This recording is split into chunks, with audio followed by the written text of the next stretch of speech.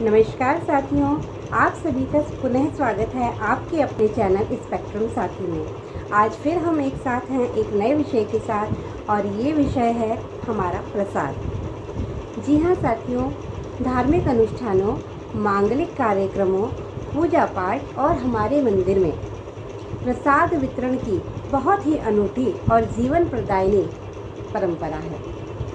साथियों, चूँकि वसुधैव कुटुंबकम हमारा मूल वाक्य भी कहा जा सकता है, तो प्रसाद वितरण की यह अनूठी मिसाल केवल और केवल हमारी भारतीय सनातनी परंपरा में ही विद्यमान है, जहाँ पर प्रार्थना भी की जाती है तो यही की जाती है कि मेरे भगवान सबका मंगल होए। साथियों, आपने गौर किया होगा कि हम सभी शुभ अवसर पर प्रसाद बांटते हैं, अपनी खुशियाँ, अपनी सकारात्मक ऊर्जा सबके साथ साझा करते हैं और साथ ही अलग अलग दिनों के हिसाब से अलग अलग प्रसाद भी हम खाते हैं। जैसे सोमवार को हम शिव जी पर भोग लगाते हैं आटे की मीठी पूरी का या मीठे गुलगुलों का, मंगलवार को मीठी बूंदी का प्रसाद। इसी प्रकार बृहस्पतिवार को हम गुड़ और चने का भोग लगाते हैं या बेसन के लड्डू का भोग लगाते हैं। शुक्रवार को भी हम गुड़ और चना बहुत प्रयोग में करते हैं। शनिवार को हम लोग काले छोले का प्रसाद बनाते हैं। इसी प्रकार अन्य अनुष्ठानों पर हलवा पूरी, काले छोले, खीर इत्यादि मिष्ठानों का हम भोग लगाते हैं और प्रसाद बांटते हैं। तो साथियों, क्या आपने कभी सोचा है कि ये प्रसाद वितरण क्या सिर्फ मुख स्वाद के लिए है? नहीं साथियों, इस प्रसाद वितरण में भी बहुत बड़ा विज्ञान, बहुत बड़ी औषधि छिपी हुई है, जो हमारे भारतीय मनीषियों ने हम सभी को बड़े ही स्वाभाविक रूप से गुरु शिष्य परंपरा के रूप में या हमारी रसोइयों में विद्यमान माँ अन्नपूर्णा की मति के माध्यम से हम सभी की रसोइयों तक इस व्यवस्था को पहुँचाया और हमारे मंदिरों तक इस व्यवस्था को पहुँचाया। तो आइए साथियों, थोड़ा सा प्रयास करते हैं पुनः स्मरण करने का कि हम जो ये विभिन्न प्रसाद के रूप में जो अन्न ग्रहण करते हैं उसका क्या औषधीय महत्व है। साथियों, इस श्रृंखला में सबसे पहले हम नाम लेते हैं तीर्थम का।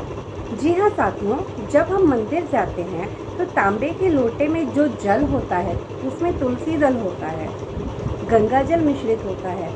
इसके पान करने से हमारा नियमित रूप से इम्यूनिटी बूस्ट होता है और सबसे पहले हम इसी तीर्थ प्राशन को अंगीकार करते हैं, स्वीकार करते हैं।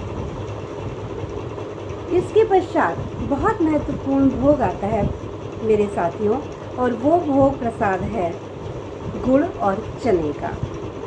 साथियों, गुड़ और चने का प्रसाद, विशेषतया काले चने का प्रसाद बहुत ही महत्वपूर्ण होता है। यह बहुत पौष्टिक और आयरन से भरपूर होता है।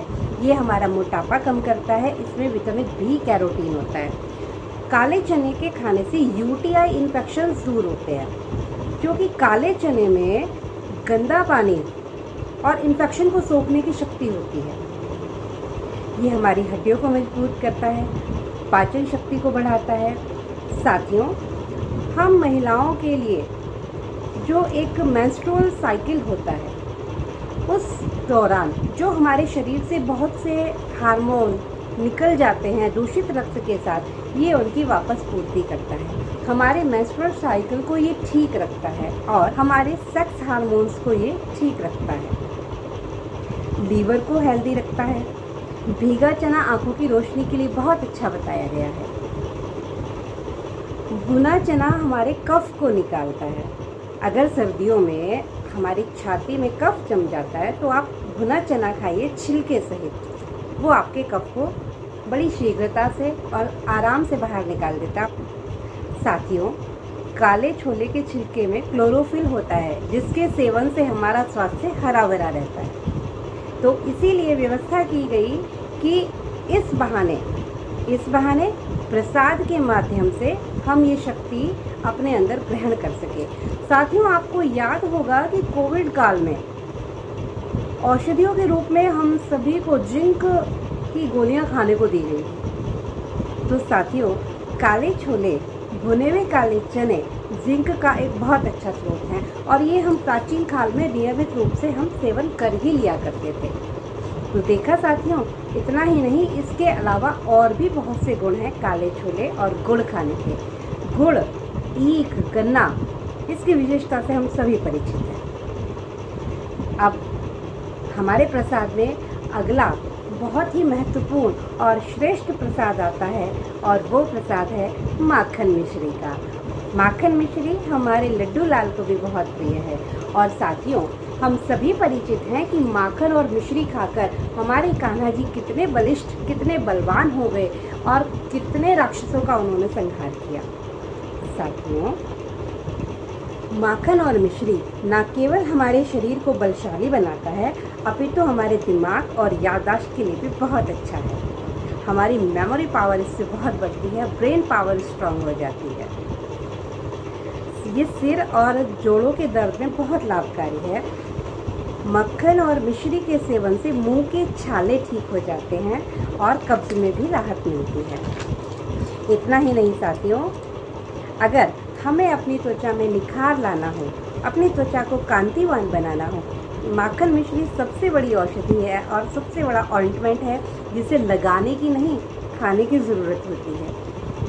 साथियों, माखन मिश्री खाने से हीमोग्लोबिन लेवल मेंटेन्ड रहता है और माखन मिश्री में कैल्शियम, फास्फोरस, मैग्नीशियम की प्रचुरता पाई जाती है। विटामिन बी कैरोटीन हमारी आँखों की ज्योति को बढ़ाता है और ये हमारी इम्यूनिटी को भी बूस्ट करता है। सर्दी, जुकाम, खांसी से राहत दिलाता है।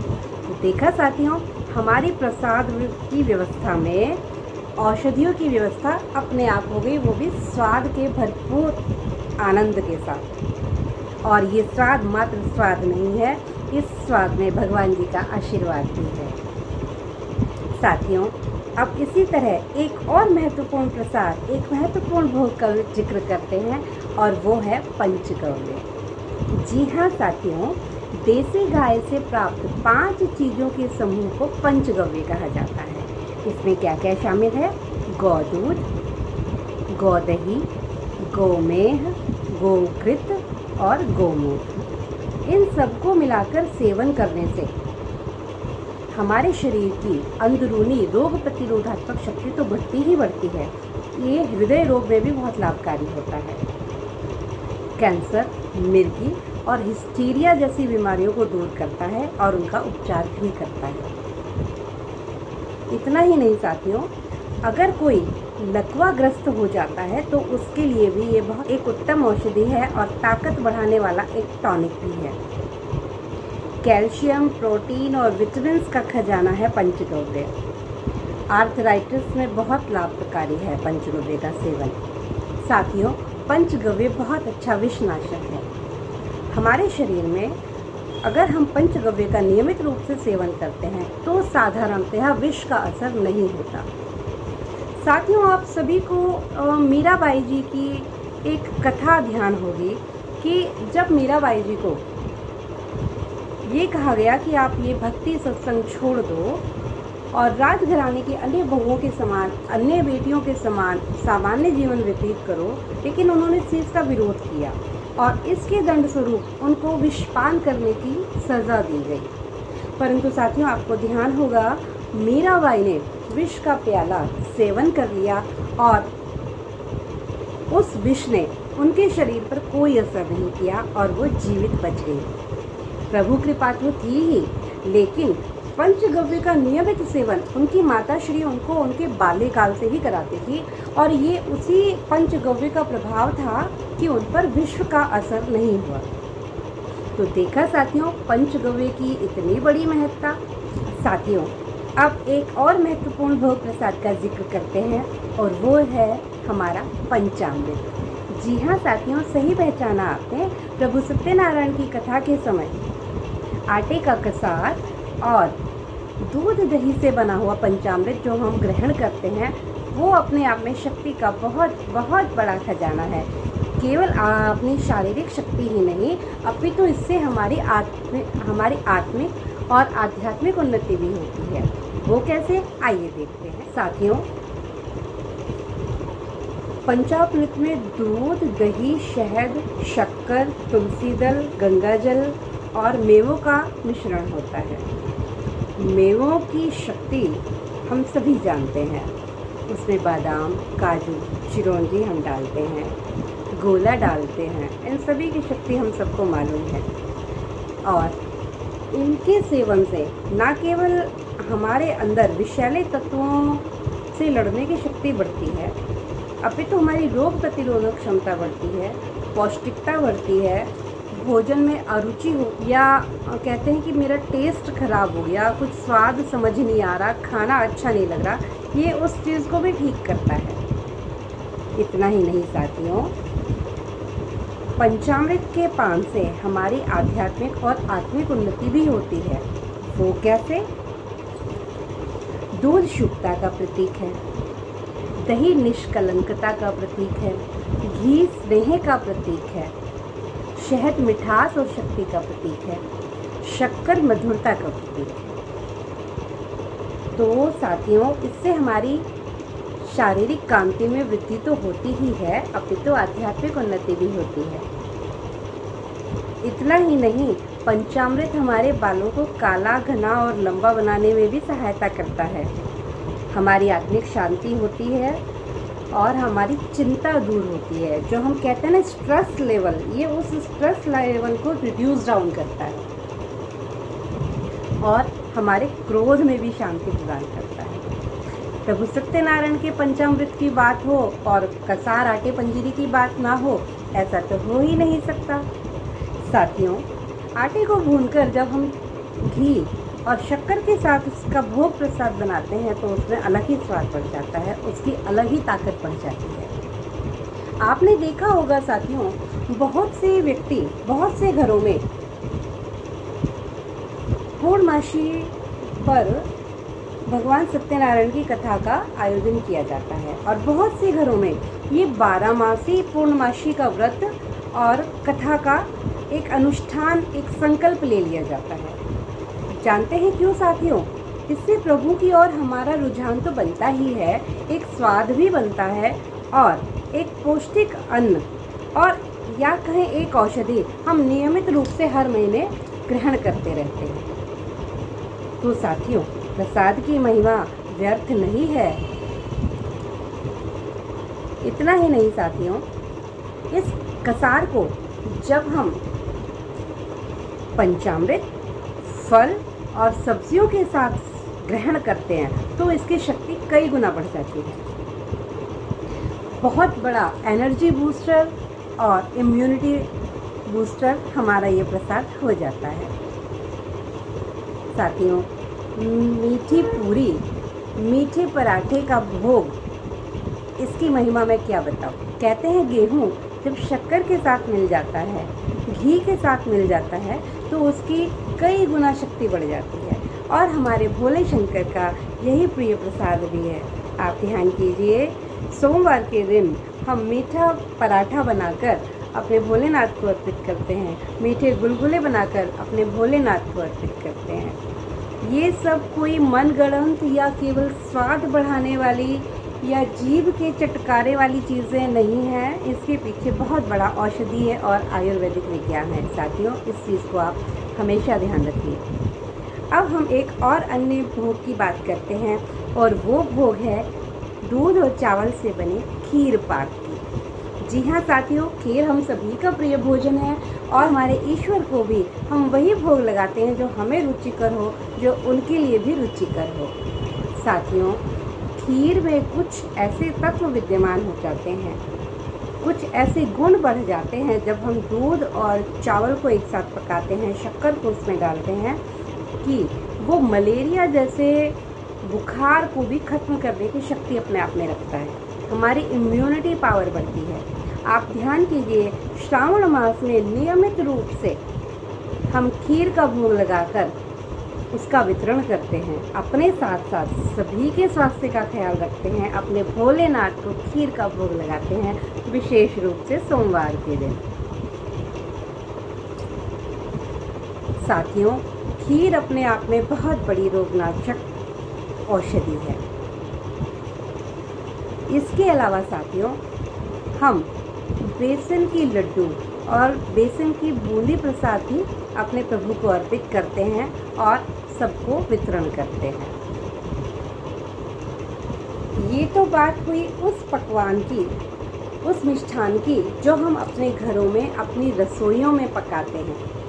इसके साथ साथ एक और सबसे बड़ा भोग प्रसाद जिसे हम मानते हैं वो है हमारा तुलसी दल। तुलसी दल को हम माँ के रूप में भी पूजते और जानते हैं और इसीलिए तुलसी दल को न केवल तुलसी दल, अपने तो हम तुलसी माँ भी कहते हैं।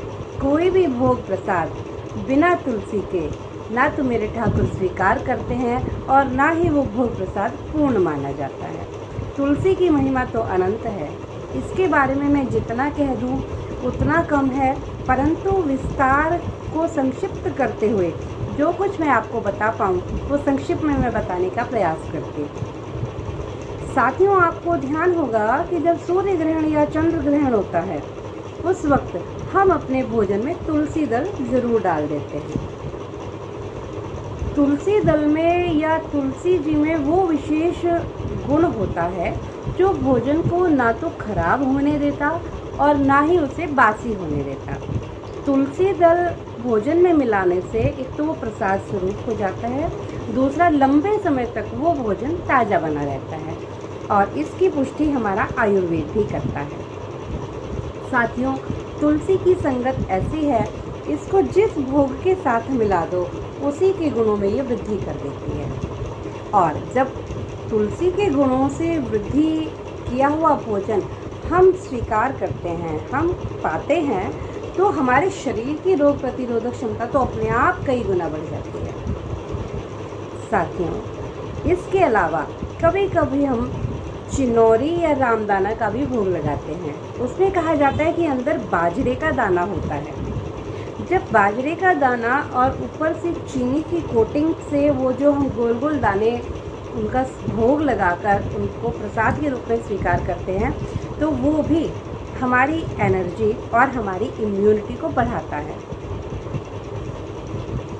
तो इस प्रकार देखा साथियों आपने, हमारे देश में हमारे मंदिर और मंदिर में मिलने वाला प्रसाद अपने आप में बहुत बड़ा आयुर्वेद, बहुत बड़ा औषध विज्ञान छुपाए हुए हैं। अब मैं अपने उन सभी साथियों से ये निवेदन करना चाहूँगी कि वो हमारे इस प्रसाद का सेवन बेझिझक करें, लेकिन साथ ही साथ ये बुरे वाक्य बोलना बंद कर दें कि हम ये जो सब प्रसाद बनाते और बांटते हैं अपने मुख स्वाद के लिए या अपने मुख सुख के लिए ऐसा करते हैं।